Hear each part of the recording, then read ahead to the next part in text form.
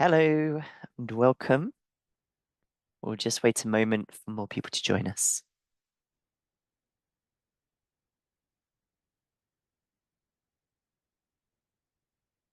Hello, everybody. Welcome. We're just letting people join.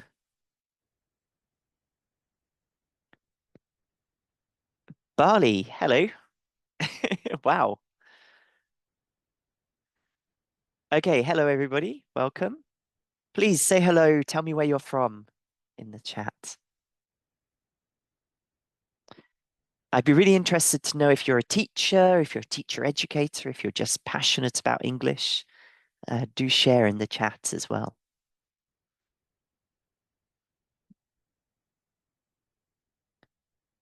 Lovely. I've got 3 screens here, so I'll be looking in all kinds of directions, but hopefully at you. Okay, lovely. Lots of teachers. That's wonderful. Hello, welcome.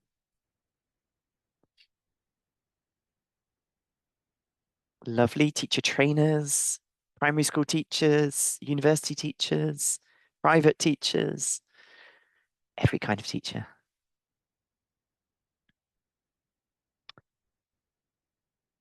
Okay, well, let's get started. I would very much like to welcome you here today. I hope you're enjoying the Fête de l'Anglais. My name is George Wilson. I'm the head of English and school education at the British Council in France. And I've been living in France for about or over 20 years now as a teacher. And I've also taught in a number of other countries. I want to draw on that experience today to kind of inform what I'm sharing. And hopefully, what I'm sharing will be interesting for you and for me. So, today we're looking at the theme of developing your skills as a language teacher. And I'm going to take this opportunity to launch our new teacher development framework in France. So please do use the Q&A function at the bottom to ask questions as we go along, and we'll have some time at the end to answer those. You can also use the chat. I can see the chat. So please do talk to me. I don't want this to be a monologue. So please let me know what you're thinking, what you agree with, and your thoughts. Here's the outline of the session. So we'll start by introducing the British Council. We touched on it this morning in the opening ceremony, but I'd like to go into a bit more detail and tell you more about our work with the English language. I'd also like to focus on the English language teaching framework, teacher development framework. Now, what's interesting about this is that it's an update of a pre-existing framework. So before I present it, I'd like to go into some detail about what's changed in English language teaching over the last 10 years and how that's informed the changes we've made to the framework. I'll then introduce the framework, which is as a kind of guide to help you structure your professional development, looking at your abilities in different areas and how you can improve them. I'll then look at how you can improve them through the resources that we offer for free from the British Council. Finally, we'll look at how you can get involved in our work, and we'll have some time for questions. So let's begin.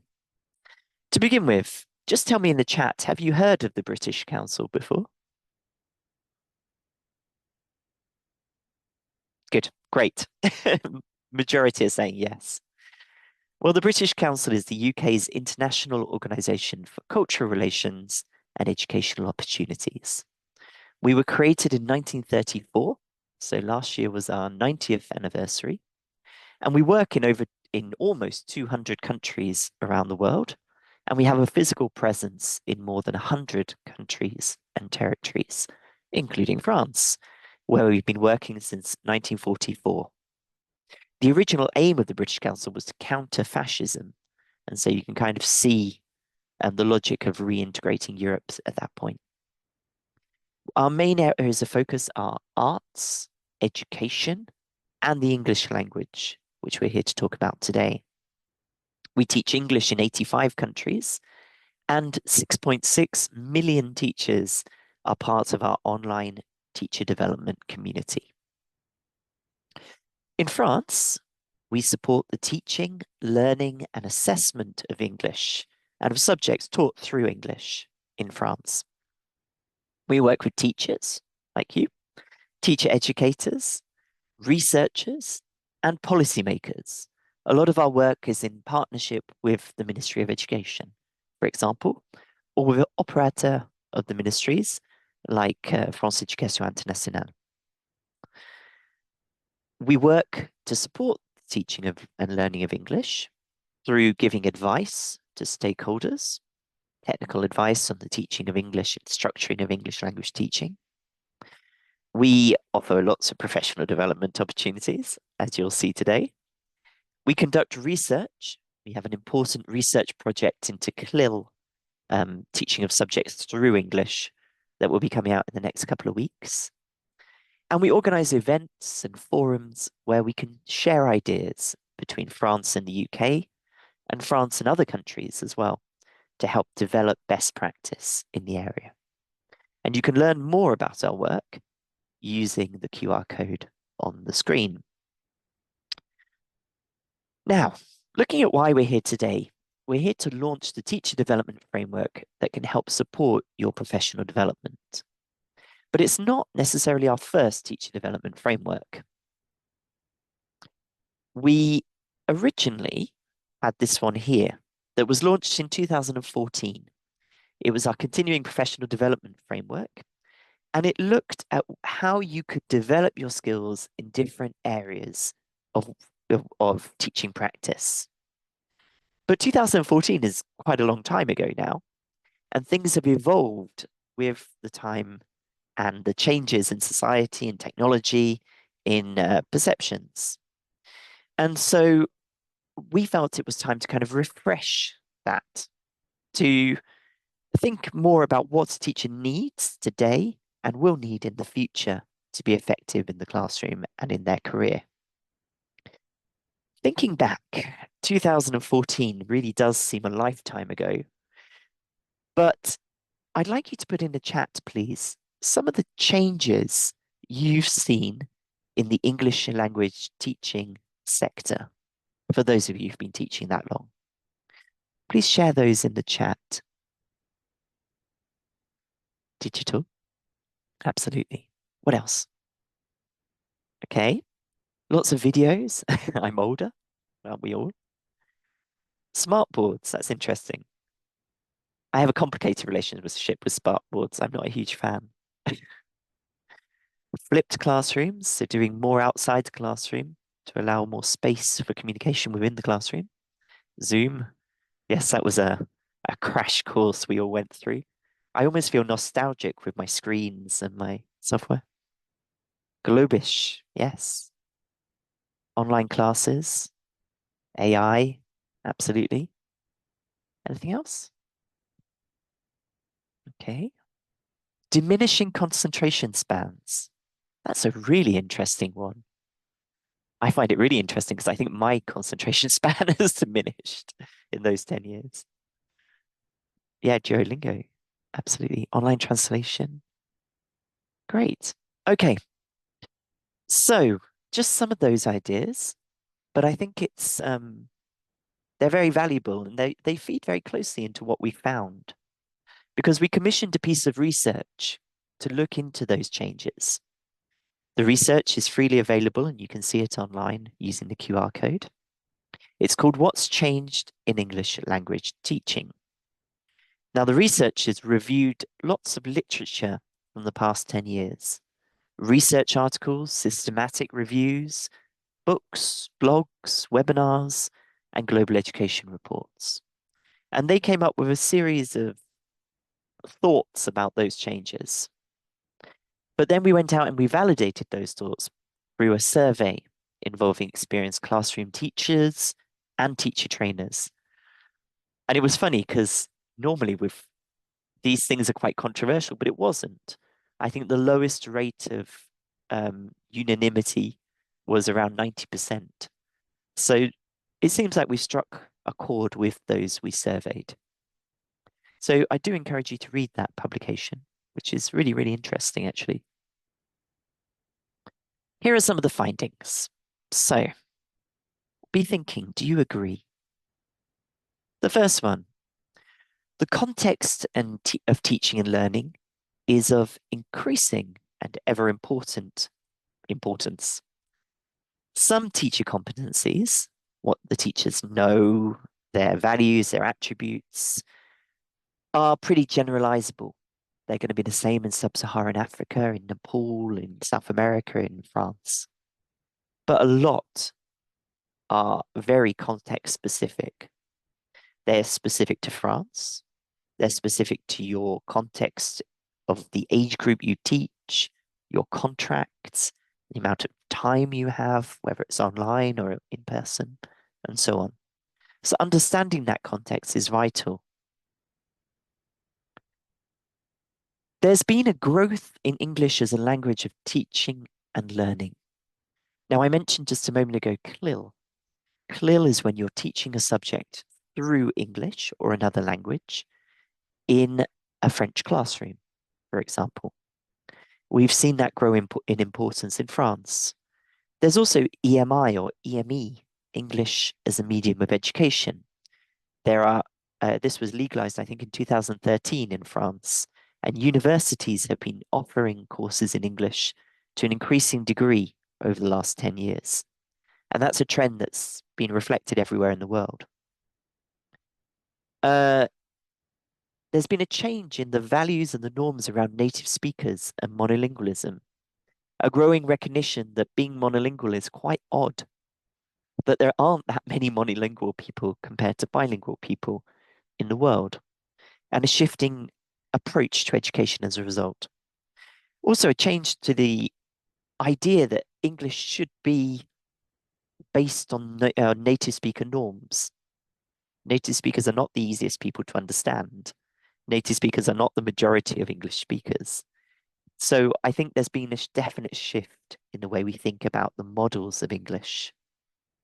A growth in communicative competence, making sure you're understood, I would say.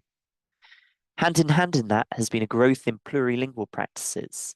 So valuing in the classroom the linguistic diversity of the students, recognizing that an English-only classroom is quite an odd construct and that we use the languages we have to support and scaffold the acquisition of new languages as part of one big linguistic repertoire. Plurilingual is speaking various different languages. Growing focus on inclusion and diversity in society and in English teaching. And I think that's very evident. I've seen that very much in reality. An increasing focus on literacies, multi-literacies, where you bring in different modes of communication and so on. Digital literacy, as we've talked about. Critical literacy, encouraging students to reflect on what they're learning, what type of English, what type of materials, to question, to be critical thinkers. The growth of digital technology goes without saying, especially in the light of the pandemic, I would say. An increased focus on learner identity, well-being, and agency.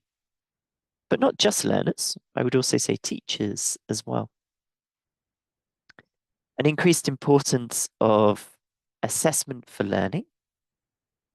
So assessment for learning is where it's not just a test to see what you've learned. The test or the assessment means is there to reinforce your own understanding.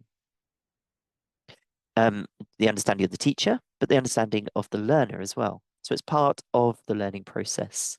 People fix their own learning goals as students, and you achieve them together.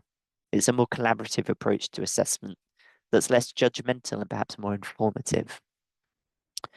And finally, a broadening of 21st century skills. So the 21st century, as it progresses, is giving light to different definitions of these skills, including an increasing emphasis on work-related skills and mediation skills and global and international, intercultural, perhaps citizenship. So I think these are our findings. Do say in the chat what you're thinking. What do you mean by agency? Agency is your ability to take ownership of your own learning.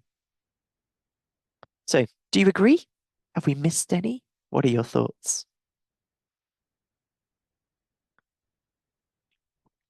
I'm sure we have missed some.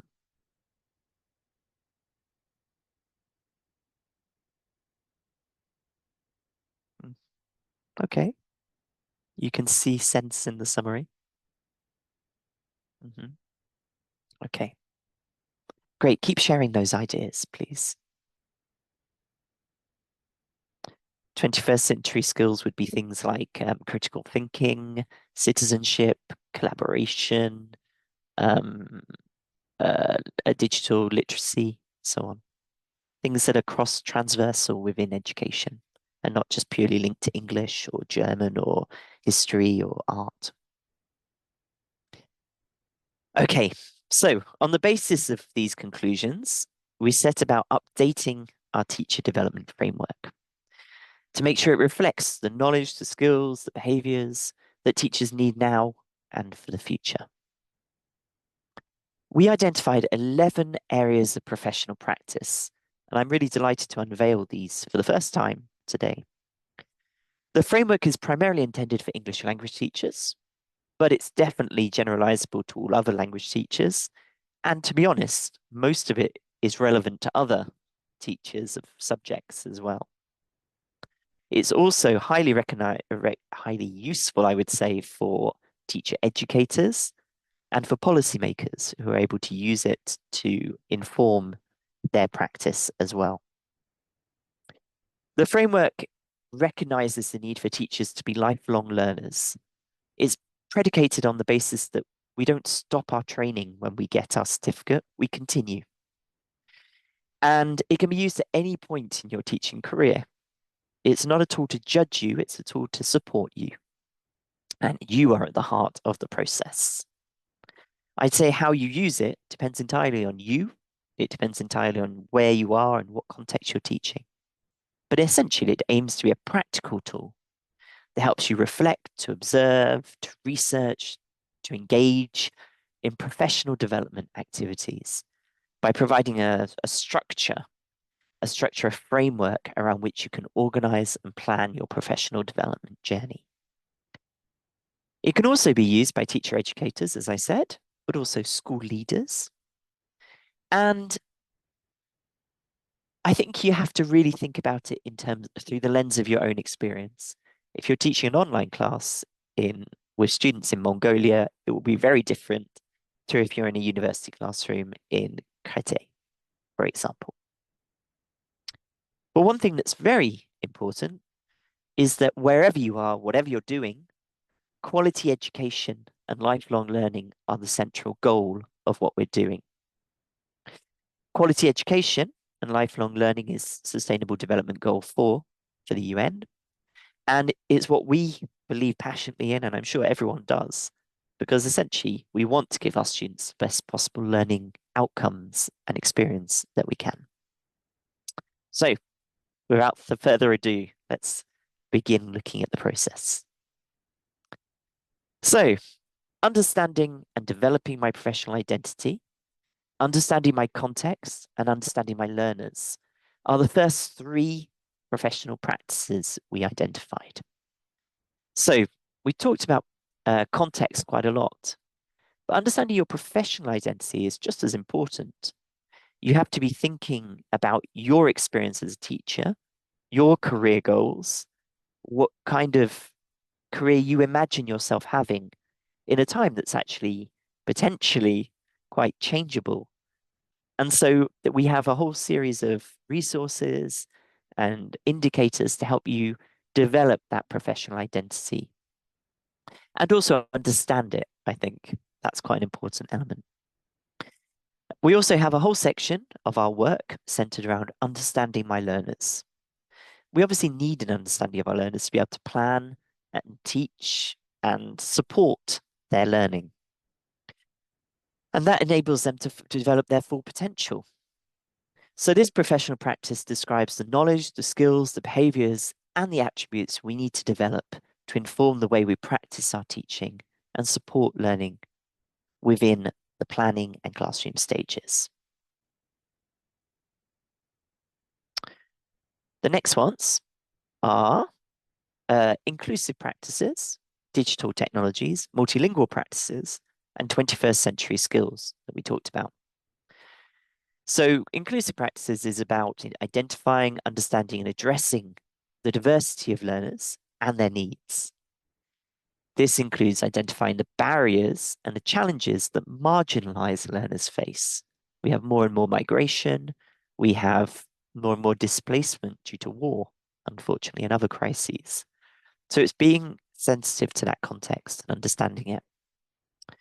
It's about understanding the pedagogical strategies that impact learners' outcomes, learning outcomes, and really making sure that you've got the learner at the heart of the process. Digital technologies, gosh, that's everything, isn't it? It's thinking about how these can support us, not replace us. It's being involved in the ongoing discussions and experimentation around the new technologies. But it's also being aware of how to raise learners' different awareness and sensitivity to these new technologies. We have a responsibility to train students to use technology responsibly, to model responsible use. And that's something we've been working on a huge amount in the British Council. We had a workshop in in November, all about this element, bringing together 10 different countries in France and people from all levels of the education system. So it's something we all have to be thinking about and all have to be engaged with.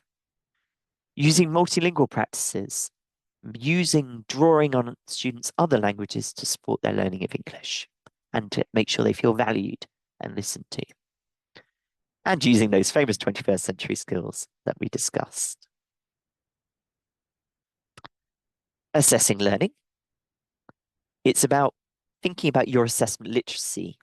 Do you understand the principles of it? Are your tests valid? Are your tests reliable? Are they practical? Are they having an effective backwash? All these concepts are informed within this section. And the idea very much is that assessment is for learning, not of learning, so that you're helping through the assessment process learners to acquire the skills they need to ultimately succeed in exams that will give them qualifications and will help them acquire the language and become well-rounded human beings. Managing the lesson, that's quite transparent as one. It's really making sure that lesson planning and what happens in the classroom is suitable to the context and makes use of the physical and virtual spaces you have. Planning lessons and courses, again, planning effectively, but this is very much linked to understanding my context, understanding my learners, and to our last one, knowing the subject. There are three elements to this practical professional practice. I'd say subject knowledge. So obviously understanding the grammar, understanding the phonemics, understanding whatever it may be in English.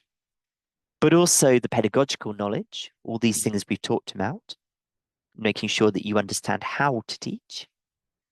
And also, of course, understanding kind of the base of every other element within here. That's knowing your subject as an English teacher.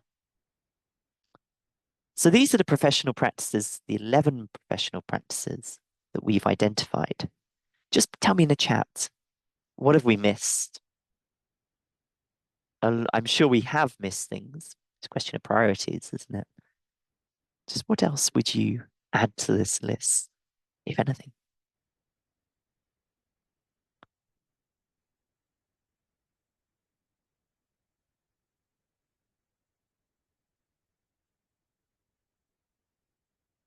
I hope you're all thinking hard. Do share in the chat, please. Hmm. Consciousness into lessons. It's interesting. Soft skills. Your soft skills would be your 21st century skills. Passion. Perhaps that's not there. I think it's just a given. I think it's supposed to underscore everything you do. Yeah, rapport, setting a good mood. That rapport is definitely undercutting all of this. It's about managing the lesson. It's about understanding your learners. Gaining self-confidence. Yes, that comes into all of them. So assessing learning, understanding your learners, using inclusive practices, using multilingual practices, that's all linked to building confidence and motivation. Oh, psychology. I think that's a really interesting one. Psychology is kind of the bread and butter of a teacher, isn't it? I think the one thing, if I had to pick one skill I've acquired through teaching, it would be that. It would be going into a classroom and being able to, or into a room and being able to read people's different moods and feelings at that moment. I think that's what we develop as teachers. And creativity, absolutely. And praise and feedback techniques, that's very much in there as well. Yes, and professional development encompass it all. And we're going to talk more about that in a moment. So these are our 11 practices. What are we going to do with them? So, depending on your context, your level of experience, and your degree of training, you'll no doubt be at different points in different places on this scale. No two teachers are the same. I cannot say that loudly enough. For example, take myself as an example, I can teach a university class with my eyes closed. I can teach 10-year-olds very easily. But if you put me in a class with 5-year-olds or 4-year-olds or 3-year-olds, I would be lost. I would be at the awareness stage in terms of my development. So it's normal for us to have a very scattered profile. Teaching English in particular, I think, is such a weird profession because there are very few professions where you can't really say you've mastered it because every day, or everyone has a different context, everyone has different experience. I've been an English teacher in universities. I've been an English teacher in the British Council. I've been an English teacher in schools. But that doesn't mean that I can teach any level. It doesn't mean that I understand digital technology. It doesn't mean that I'm au fait with inclusive practices. So, I mean, it entirely depends on your context. So that's where the value of the framework lies. It gives everyone the agency, the independence to plan their own development. It's a conversation to have with their manager, maybe, but also with themselves primarily. Here's the development journey we set out. You have heard, if you're at an awareness stage, you've heard of the professional practice, but you don't know enough about it to include it in your teaching. You know what the professional practice is if you understand it and why it's important, and you've started. That's the second stage. Engagement. You demonstrate your understanding and confidence in the professional practice, but there's still room for improvement, obviously. And integration, you demonstrate a high level of competency in this professional practice and consistently informs what you do at work. Just take a moment if you're feeling brave. Awareness, understanding, engagement, and integration. And just tell us very quickly in the chat uh, one thing where you'd be at awareness and one thing where you might be at integration level.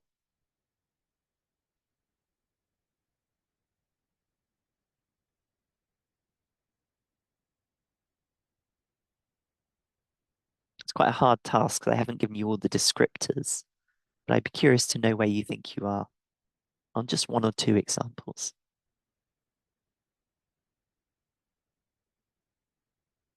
And do share them.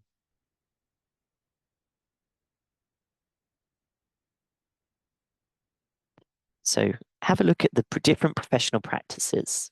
Try and decide if you're at awareness stage, understanding stage, engagement stage, or integration. Mm. So you have to do it for each or choose one individual practice, because as we said, it will be different for everyone. You can't just be understanding for everything. I suppose you could, but it's unlikely. You're doing it. So I'm at awareness stage for understanding my context, or I'm at integration stage for assessing learning.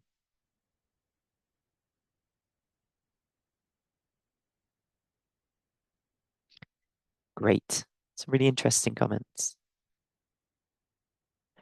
Now, it's interesting because you're doing it cold, as it were.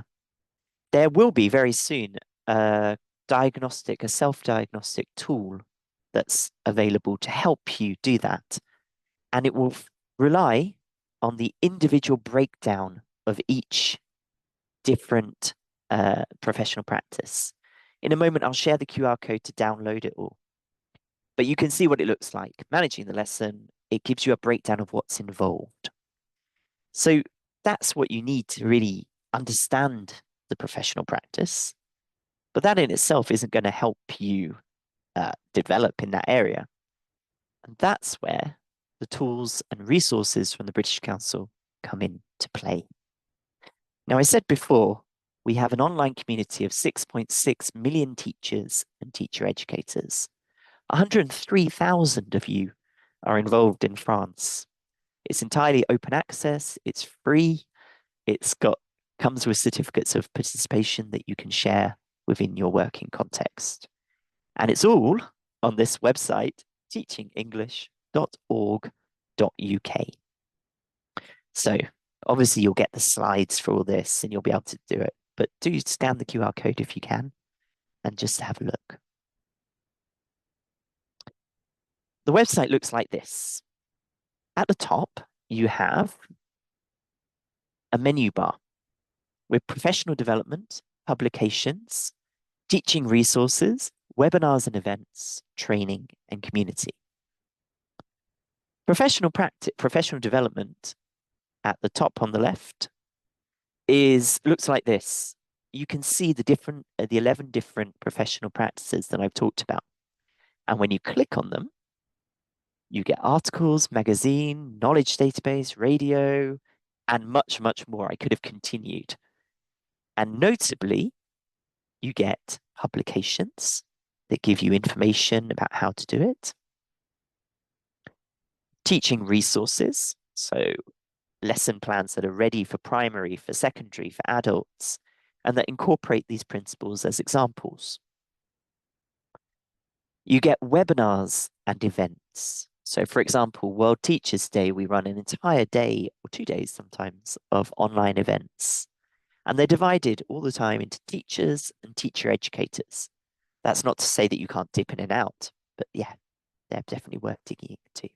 Just some examples of our online training courses. So the difference is that a webinar is an hour, usually, or a bit less, a bit like this.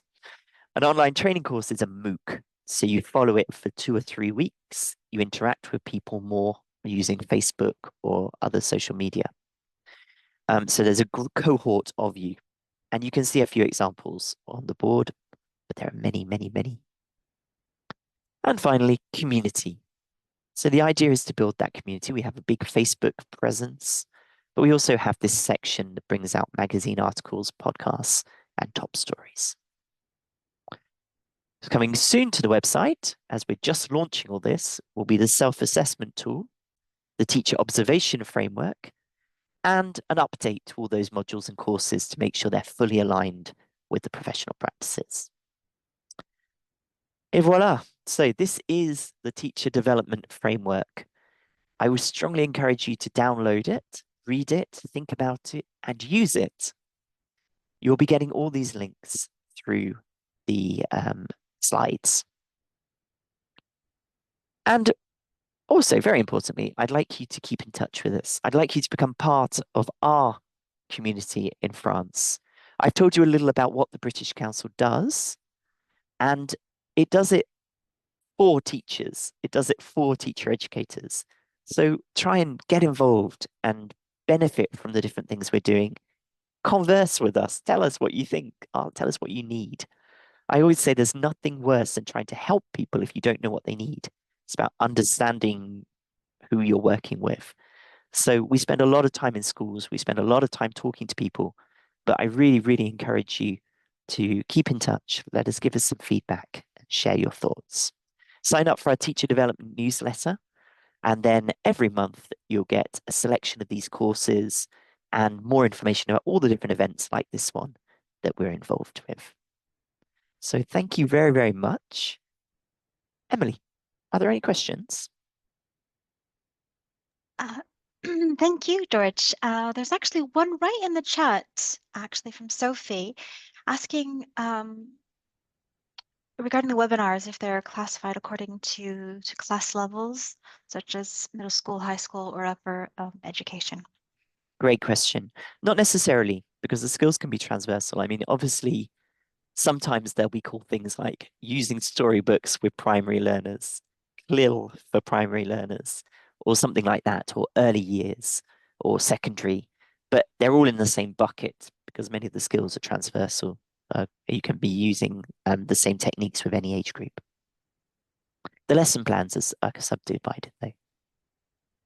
Thank you, George. And there's one question that came up when you were showing one of your slides earlier on the ability to take ownership of your own learning. Mm, They wanted you to develop that just a little bit more, if possible. great.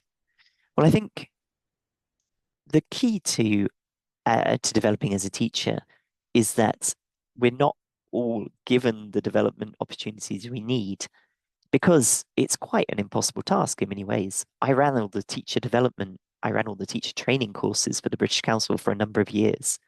And it's such a hard task to train a group of teachers, precisely because every teacher is different. So taking responsibility for your learning, developing that agency enables you to have a tailored offer, a tailored program for your own development. And that's very much in keeping with the theme of today and that autonomy theme. But it's also what we aim to do. I mean, in France, we are lucky. We do have lots of training initiatives compared to many other countries where there really is no training. Many teachers in the world have never been trained at all, not a day of their life. And so our offer is there to kind of fill that gap in certain contexts and complement what's on offer in others. I'd say it's complementing what's on offer in France from the robust training offer that is incorporated within the state system and within many private systems. But that said, I think you'll never be able to get the perfect training plan from something that isn't your own work in many ways. And that's what the teacher development framework is designed to do. There's one other question by Raphael. Has the British Council been involved in the design of the new secondary school curriculum for 25-26? No, no, that's very much that's very much the Education Nationale At the who ministry. would work on Yeah. that exactly. Mhm. No. That was a quick question, but obviously. Um, and then there's one about pen pal exchange. And that's one that's a question that comes up quite oftenly quite frequently, Mm. sorry, with Cambridge as well. Are there programs for specific countries that exist Yes, for so pen pal? if you search when we say pen pal at the level of the school, yes, the Education Nationale and the British Council have created something called what's it called? School Partnership Finder. And the School Partnership Finder is designed for a teacher to be able to find another teacher in another country, in our case, the UK, and to link with them. That could be organizing physical exchange, it could be organizing virtual exchange, or it could be organizing pen pals or whatever it might be. So yes, that exists. You just have to Google British Council uh, School Partnership Finder. Okay. I'll make sure to include that in the follow-up as well. Thank you. I'll Uh, share the link with you. just a question from Elizabeth. Do you think that is important for an English teacher to be a native speaker? Nope. S- That was an easy question as That was well. an easy question as well. No, I think Um, too long that's been a barrier to quality teaching. Non-native speakers of English often have, it's not about where you're from or the type of English you speak. I don't speak the same English as Emily or the people from the village next door, to be honest. But it's about the pedagogy, it's about the skills, it's about the knowledge, it's about all of those elements that go into making a good teacher. And all those elements, those 11 professional practices we've discussed today, none of it was based on native speaker English. we're actually running a webinar, if I may, George, on the 19th of June, Mm, and it will be Herbert Pushta, who is one of our authors, some of our key titles, and has done a lot of research on psychology in the classroom, and he will be addressing this topic. So great, again, I will include that in the follow-up for those that are interested, brilliant, because exactly, again, that's the topic of his webinar. great. You have Tamara, and I've just taken note of this question, so I'm just going to read it. She says, "Thank you very much. I have been teaching for about 3 years, but only one-to-one teenagers, mainly to prepare for international lycée. Any advice on how to learn and how to oops, how does and how to learn? Let me just repeat that. And how to teach to more students." So I guess she's been doing a one-to-one, and now she's going to more of a classroom setting. If you have So any that's a advice. perfect example, isn't it, of how context dictates our own professional development journey. I would say that, first of all, the British Council does have courses on that on its website. I would also say that obviously teaching qualifications are an important part of a teacher's professional development. If you're within the Educação Nacional system, you've obviously been through a rigorous teaching process, a training process. If you haven't, you have qualifications like the CELTA, which offers the opportunity to learn so much about teaching in a month or so. Um, and that really does give you a great initiation into that process. I would say that when you're looking out for teaching qualifications, whichever ones you choose, always make sure they include an element of observed classroom practice. So, for example, on the CELTA, it's 6 hours. And that's really, really important because that's what employers are looking for, but it's also how you'll develop as a teacher. So I think that wraps up the questions, George. I don't know if you have time, but we've had amazing feedback, great webinar, insightful resource, and great tips. So people are very happy with this webinar and the content that you've provided. So thank you, George. Thank you. Thank you for this opportunity. We're so delighted to partner with Cambridge on this event, which is such a wonderful opportunity to look at all the different elements of English. And as I say, please do keep in touch. Sign up for our newsletter, send me an email, look me up on LinkedIn. I'd love to hear from you all. Thank you, George. Thank Bye. you. Have a lovely day.